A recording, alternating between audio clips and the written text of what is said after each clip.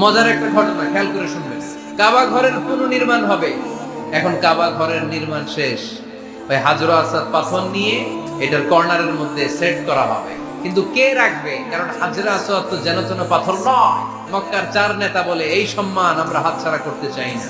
কেউ এই পাথরে হাত দিতে পারবে না, কেউ মীমাংসায় যেতে পারে না। এক মুরব্বী বলে, থাক আজকের জন্য এখানেই সবার মুলতবি, আগামী দিনে এই মসজিদুল হারামের দরজা দিয়ে প্রথম যে ঢুকবে সে সিদ্ধান্ত দিবে। আল্লাহর মেহেরবানি, এর পরের দিন এই পথ দিয়ে ছুটে এসেছে বিশ্বনবী মুহাম্মদ। সবাই বিশ্বনবীকে বললেন, এই ঘটনা, কেউ তো পাথর ছাড়তে চায় না। বিশ্বনবী বললেন, কই পাথর? জান্নাতারে বললেন, ও জান্নাতা, কাপড়ের 4 কর্নারে তোমরা ধরো। বিশ্বনবী নিজ হাতে পাথরটা নিয়ে কাপড়ের মাঝখানে রেখে দিলেন।